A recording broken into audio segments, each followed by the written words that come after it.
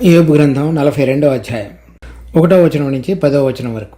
అప్పుడు యోబు యెహోవాతో ఇలాగూ ప్రత్యుత్తరం ఇచ్చెను: నీవు సమస్త క్రియలను చేయగలవనియో, నీవు ఉద్దేశించినది ఏదియో నిష్ఫలము కానేరదనియో నేను ఇప్పుడు తెలుసుకుంటుని.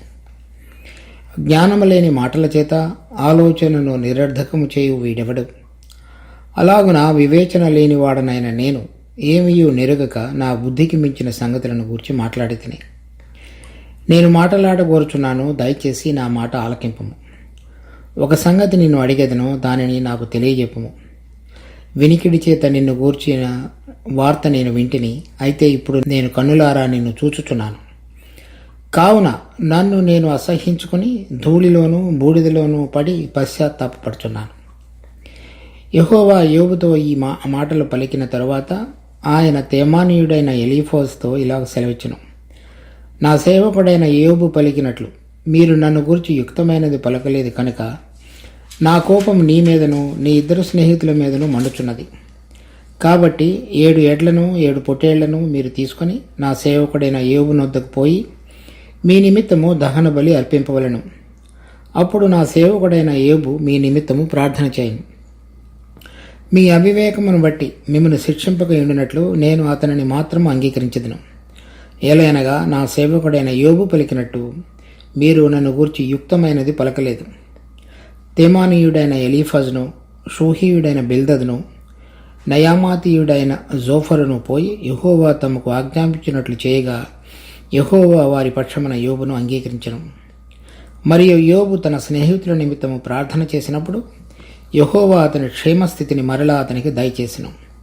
మరియు యోబునకు పూర్వము కలిగిన దానికంటే 2 అంతలు అధికముగా యెహోవా అతనికి దయచేసెను. దేవుడు పరిశుద్ధుడును, తరువాత మనం కూడా పరిశుద్ధంగా జీవించాలనేటువంటి తలంపుతోటి పాత నిబంధనలోను క్రొత్త నిబంధనలోను ఆయన ఇశ్రాయేలీయులతోనూ తర్వాత నూతన నిబంధనలో మనతోనూ మాట్లాడుతూ వచ్చాడు. తర్వాత పేతురు రాసిన గ్రంథంలో కూడా మనం చూస్తాం. తర్వాత ఆయన పరిశుద్ధుడు కనుక మీరును పరిశుద్ధులైనడి. తర్వాత ఇంకా వేరు వేరు వచనాలలో కూడా తన పరిశుద్ధతను మనం కూడా సంతరించుకొని ఆయన కోరిన విధంగా జీవించాలనేటువంటి అంశాన్ని చాలా పత్రికలలో మనం గమనించవచ్చు. ఇక్కడ మనం చదివినటువంటి ఈ వాక్య భాగంలో యోబు 6వ వచనంలో చూసినప్పుడు ఈ 42:6 కావున నన్ను నేను అసహ్యించుకుని ధూళిలోనూ బూడిదలోనూ పడి పశ్చాత్తాపపడుచున్నానని చెప్తున్నాడు. అదే గ్రంథం 1వ అధ్యాయం 1-2 వచనాలు. ఊజు దేశమందు యోబు అని ఒక మనుషుడు ఉండెను. అతడు యథార్థవర్తుడును న్యాయవంతుడునై దేవుని యందు భయభక్తులు కలిగి చెడుతనము విసర్జించినవాడు. అతనికి 7 కుమారులను 3 కుమార్తెలను కలిగిరి. అతని గురించి చెప్పబడినటువంటి మాటలు: అతడు యథార్థవర్తుడును న్యాయవంతుడును దేవుని యందు భయభక్తులు కలిగి చెడుతనము విసర్జించినవాడు. తర్వాత అతని గురించి దేవుడైన యెహోవా ఈ విధంగా మాట్లాడుతున్నాడు 8వ వచనంలో. అందుకు యెహోవా: నీవు నా సేవకుడైన యోబు సంగతి ఆలోచించితివా? అతడు యథార్థవర్తుడును న్యాయవంతుడునై ఉండి దేవుని యందు భయభక్తులు కలిగి చెడుతనము విసర్జించినవాడు, భూమి మీద అతని వంటివాడు ఎవడనూ లేడు. తర్వాత 2వ అధ్యాయం 3వ వచనంలో కూడా అందుకు యెహోవా: నా సేవకుడైన యోబు సంగతి ఆలోచించితివా? అతడు యథార్థవర్తుడును న్యాయవంతుడునై దేవుని యందు భయభక్తులు కలిగి చెడుతనము విసర్జించిన వాడు, భూమి మీద అతని వంటి వాడు ఎవడనూ లేడు. ఈ విధంగా దేవుడైన యెహోవా అతని గురించి 2 సార్లు సాక్ష్యం చెప్పబడింది. పరిశుద్ధాత్మ అతని గురించి వ్రాయబడినటువంటిది 1వ వచనంలో కూడా అతడు యథార్థవర్తుడును న్యాయవంతుడును దేవుని యందు భయభక్తులు కలిగి చెడుతనము విసర్జించిన వాడని రాయబడింది. కానీ దేవుడు అతనిని పరీక్షించినప్పుడు ఈ 2వ అధ్యాయం 3వ వచనం ఆఖరి భాగంలో చూస్తాం.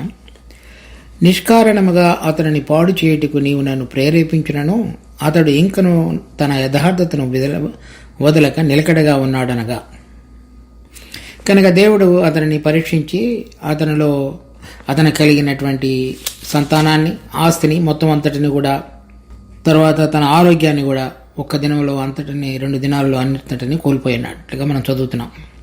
అలా జరిగిన తరువాత అతని భార్య కూడా 2వ అధ్యాయం 9వ వచనంలో చూస్తే అతని భార్య వచ్చి నీవు ఇంకనూ యథార్థతను వదలక ఎందువా దేవుని దూషించి మరణము కమ్మనెను.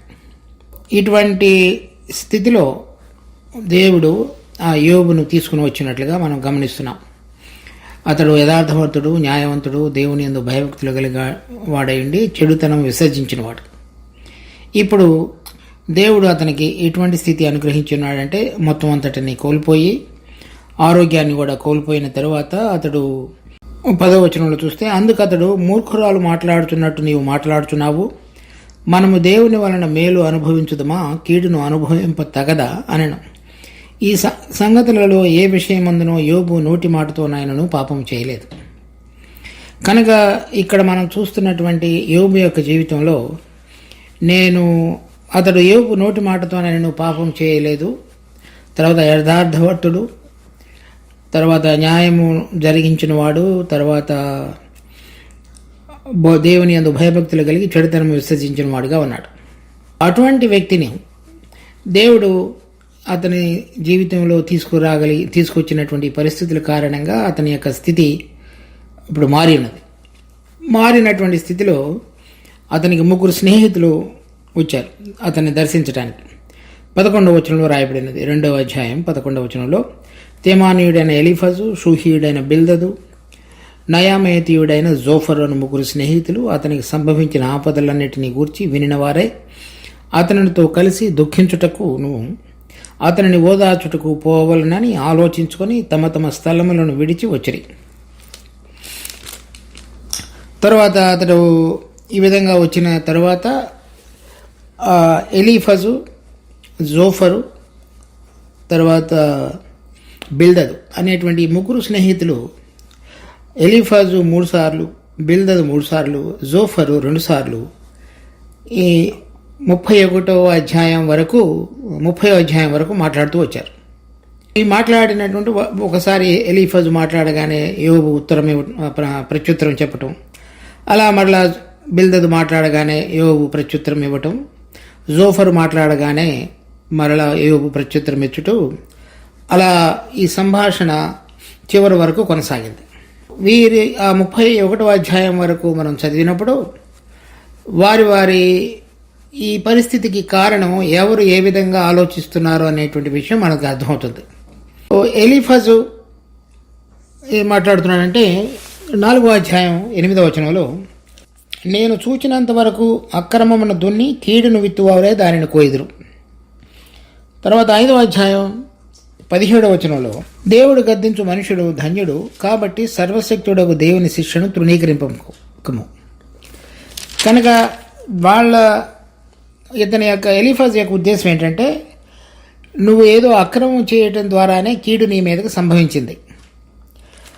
తర్వాత ఆ కీడుకు సంబంధించినటువంటి దానికి దేవుడు గనక నిన్ను క్రమశిక్షణలోనికి తీసుకొచ్చి గద్దించి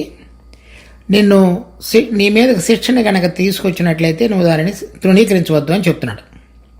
అనగా వాళ్ళ ఉద్దేశం, ఎలీఫజ్ యొక్క ఉద్దేశం ఏమిటంటే, యోబు చేసినటువంటి తప్పును బట్టి, పాపాన్ని బట్టి అతని మీదకి ఈ శిక్ష వచ్చింది అని. యోబు దానికి ఉత్తరంగా ఏం చెప్తున్నాడంటే 6వ అధ్యాయం 24వ వచనంలో, నాకు ఉపదేశం చేయడి, నేను మౌనినై ఉండెదను, ఏ విషయమందు నేను తప్పిపోతునో అది నాకు తెలియజేయడి. 29వ వచనంలో, అన్యాయం లేకుండా నా సంగతి మరలా విచారించుడి, నేను నిర్దోషినిగా కనబడుతును. యోబు ఏం చెప్తున్నాడంటే, నా మీదకు వచ్చినటువంటి శిక్ష కనబడుతున్నది, కానీ నేను నా దృష్టిలో నిర్దోషినిగానే ఉన్నాను, నాకు తెలిసినంత వరకు నేను ఏ పాపం కూడా చేయలేదు అని యోబు వారికి ఉత్తరం ఇస్తున్నాడు. అంటే అతని యొక్క మనస్సాక్షి అతనికి తెలియజెప్పినంత వరకు కూడా అతడు యథార్థంగానే జీవించిన వాడు అని యోబు యొక్క ఉద్దేశం. ఎలీఫజ్ యొక్క ఉద్దేశం ఏంటంటే, దేవుడు నీ జీవితంలో నువ్వు ఏదైనా పాపం చేయకపోతే, దోషిగా కనుక దేవుని దృష్టిలో కనబడకపోతే ఈ శిక్ష నీ మీదగా రాదు అనేటువంటిది అతని ఉద్దేశం. అలాగే బిల్దదు 2వ స్నేహితుడు బిల్దదు కూడా 8వ అధ్యాయంలో 4వ వచనంలో, నీ కుమారులు ఆయన దృష్టికి పాపము చేసిరేమో, కావుననే వారు చేసిన తిరుగుబాటును బట్టి వారిని అప్పగించినేమో. నువ్వు జాగ్రత్తగా దేవుని వెతికిన ఎడల, సర్వశక్తుడకు దేవుని బతిమాలుకొనిన ఎడల, నీవు పవిత్రుడవై యథార్థవంతుడవైన ఎడల నిశ్చయముగా ఆయనని యందు శ్రద్ధ నిలిపి నీ నీతికి తగినట్టుగా నీ నివాస స్థలమును వర్ధిల్ల చేయను అని బిల్దద్ చెప్పినప్పుడు అతనికి ఉత్తరంగా మళ్ళీ యోబు 10వ అధ్యాయం 1-2 వచనాలలో, నా బ్రతుకునందు నాకు విసుగు పుట్టినది, నేను అడ్డు లేకుండా అంగలార్చెదను, నా మనోవ్యాకులము కొలది నేను పలికెదను, నా మీద నేరము మోపకుండుము, నీవేళ నాతో వ్యాజ్యమాడుచున్నావో నాకు తెలియజేయమని నేను దేవునితో చెప్పేదను. బిల్దద్ ఏమన్నా నీవు పాపం చేసి ఉన్నావు అన్నట్లుగా మాట్లాడుతున్నాడు, అందువల్ల నీకు ఈ స్థితి సంభవించింది అని. యోబు నా మీద ఇటువంటి శిక్ష రావడానికి కారణమైనటువంటి నేరం ఏమిటో నాకు తెలియజెప్పమని అడుగుతున్నాడు. అంటే నేను ఏ తప్పు చేయలేదు అని. తర్వాత 11వ అధ్యాయంలో చూసినప్పుడు ఈ జోఫర్ కూడా అలాగే మాట్లాడుతున్నాడు.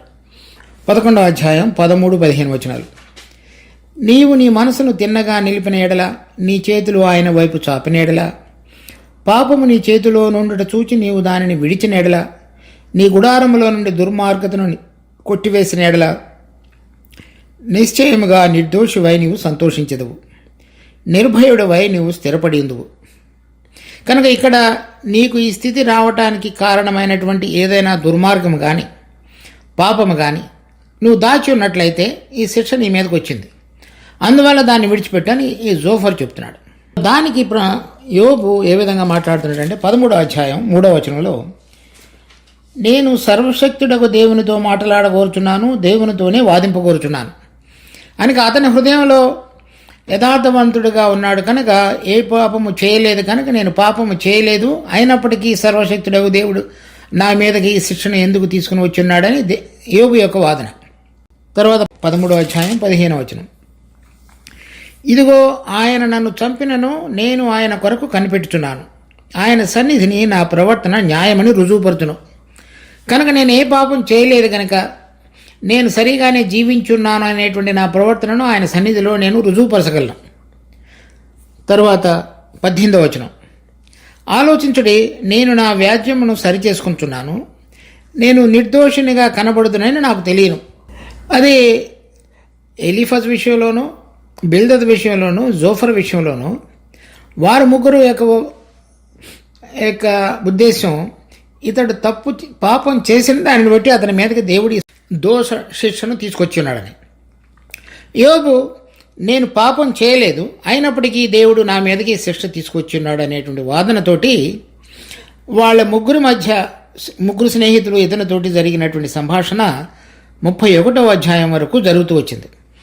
ఇప్పుడు మనం మొట్టమొదటిసారిగా ఎలీఫజ్ మాట్లాడినవి, తర్వాత బిల్దద్ మాట్లాడినవి, జోఫర్ మాట్లాడిన సంభాషణలలోని కొన్ని వచనాలు మాత్రమే వాళ్ళ సంభాషణ ధోరణి ఎటువంటిదో ఉండటానికి చూశాం. మిగిలిన తర్వాత అంటే ఇప్పుడు మనం చదివినటువంటి ఈ 14వ అధ్యాయం నుంచి కూడా 31వ అధ్యాయం వరకు ఇదే రీతిలో వారి యొక్క వాదము ప్రతివాదం జరుగుతుంది.